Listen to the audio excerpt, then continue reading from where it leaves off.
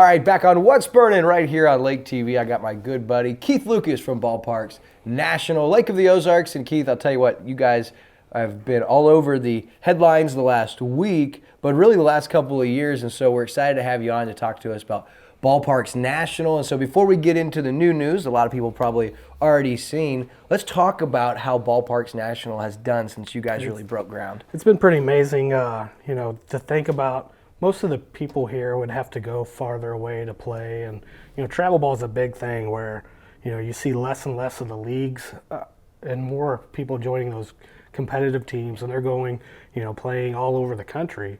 And that we brought that here. It's been a great success, and what better place to do it than the Lake of the Ozarks? When you've got a big thing in the industry is destination. Tournaments, and you see the Ripkins that are in Myrtle Beach and things like that. To bring it to the Lake of the Ozarks, people already want to come here, so why not? The catchphrase of "play where you want to vacation, vacation where you want to play," that it rings true. It's not as much of a catchphrase; it is reality. Yeah. I mean, it's perfect. So I want to talk about a lot of people early on in the process. I know it was a long process. You guys were so tedious. You guys had so much perseverance, but that may not have seen big picture and seen the benefit. Now at this stage, I imagine they're starting to come around and seeing how good this is for our community. And what's funny is Jeff Vernetti, the GM and the ownership part of the ownership group, he still brings up those screenshots that he has where this guy said this about it's never going to happen, So I mean, you think about it, I've been part of the project since the beginning because I knew Jeff from college, so I've been following it, and then he hired me on an MSW on to do website and social media, and then I ended up joining the team. So I mean, I've been from the very beginning where I saw all the is it ever going to happen? This is never going to happen. Blah blah blah. Who are these guys? All that stuff, and to see it come. Now people are, calling us to say, hey, I want to be a sponsor. You know? I mean, literally, we've had some companies call us to say, we see baseball and softball players in our place all the time. How can we get even more involved? There's people whose, franchises that were low in the franchise, list of different locations that are moved way up, and it's that's awesome. It's the machine is really what it can be looked at, and when you talk about what it's there for, is for the kids and for tournaments. Talk about last year as far as how many different tournaments, how many different kids and teams, how many different states traveled to the lake. Sure. Can you share that info? We do baseball and softball, but we also do slow pitch softball too. So there's a lot of different options in the teams. But our season is basically from St. Patty's Day to Halloween.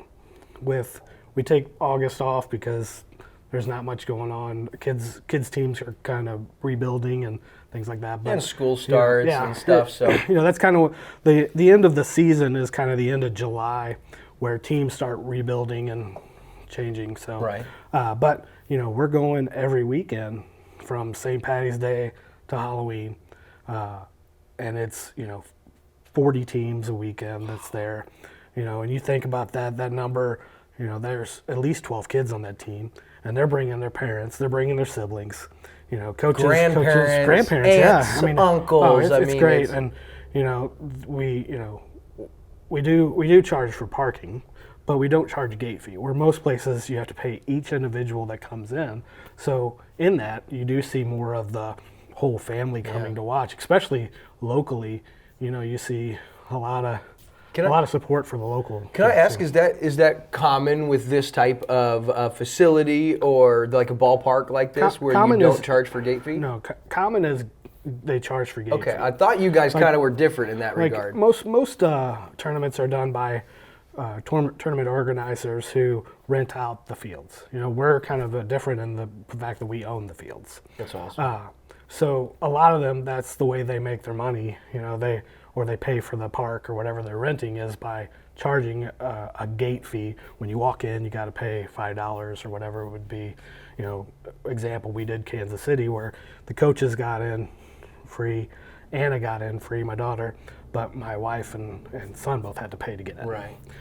So we do get some, like, I got to pay for parking, but, it could be a lot worse. Yeah. But, And so I want to ask too, is up to this point in time, I know that Bob Ramsey and Jeff Renetti, the two owners that a lot of you guys know, where they thought this would be. But as a whole, are you guys where you thought you would be, or have you exceeded those expectations? we're a lot further ahead.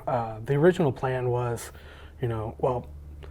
once we started with the idea that we were going to have 5, originally they planned to have bigger 8, all of them. Originally, when they started with 5, they expected us to phase 2 would be in the 5th year, whereas now we're in starting the 3rd year, and we're already into phase 2. That's crazy. Adding the bigger fields. And so I guess that's the news that you got today. That's why we wanted to bring you on. And we saw the headline is, hey, you guys are expanding. So without further ado, tell us about the exciting news. Well, like I said before, we do baseball, but to this point, we can only do baseball to 12 and under with a metal bat. We did 13 and under with a wooden bat. So basically, the high school, middle school age, we were missing those people because of the fact that their season's a little shorter. So whenever the budget was initially, 5 fields made more sense being smaller because softball season's real big, and then youth baseball you can capitalize on that. So the bigger fields, the issue in that though is a lot of those club organizations that are really big, say the Rawlings Tigers and those type of organizations, they want to go and bring all of their ages. So we were missing that older group that would also bring their middle group, would also bring their younger group. Now this will give us the opportunity to say, hey, club from Omaha, bring the whole group. This is going to be game changing for you guys. It is.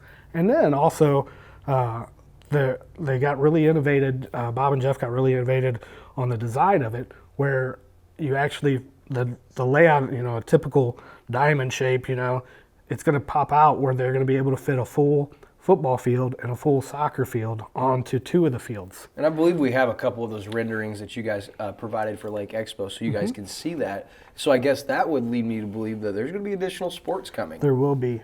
We want to offer soccer and football opportunities, in our off season. We're still going to be baseball and softball primarily, but we want to be able to do more in the basically have no off season. And so when does the project begin, or is it already beginning? Project's already beginning. The excavating people are there doing, staking ground and all that.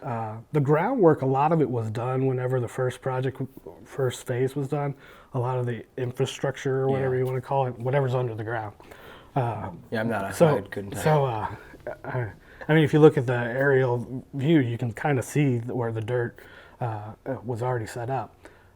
So a lot of that work's already done, and right now they're in the process of who's doing what's the anticipated date of completion?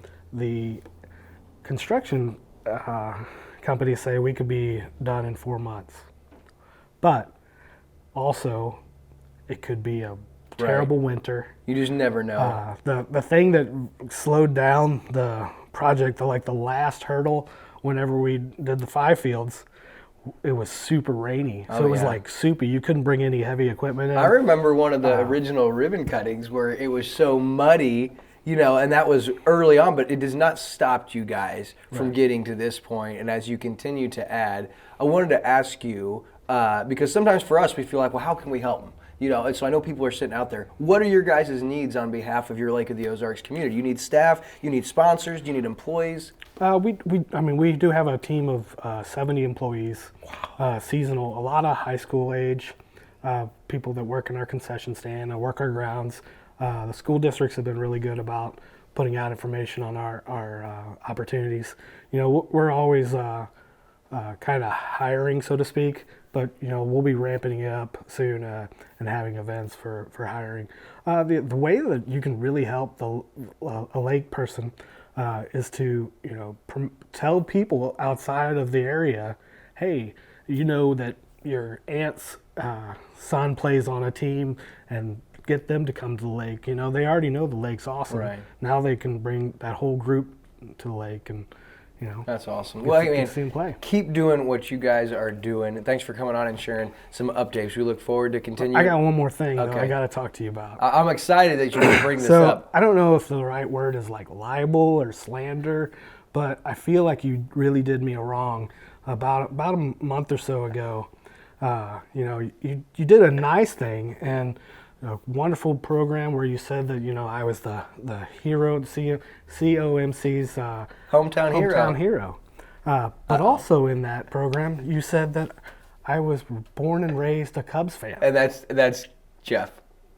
And well, Jeff's not here right now, so I would like my apology as a diehard Cardinal fan. You not only wronged me, you wronged my parents. That's true. So I mean that's a this terrible is thing one of to my say. biggest professional mistakes in my life. So I'm going to do a quick version of my apology, and then I'm going to go right to work on an ample apology at a later time. But there's no doubt, not a Cub fan, never has been, never will be. And I got one thing I want to pick. You guys had those short fences when we did that home run derby, which therefore I didn't feel comfortable really swinging because I didn't want to embarrass you and KB and Jeff. And so now that we've got the real boy fences, I think it's time for me to come back out there and do another home run derby so I can show you. Are you normally right-handed or left-handed? Because I think you were hitting from the wrong side of the Yeah, I'm normally right-handed. Don't look at the video, but we're going to say I batted left-handed that day. My pitcher wasn't any good, I'll say that. Sure.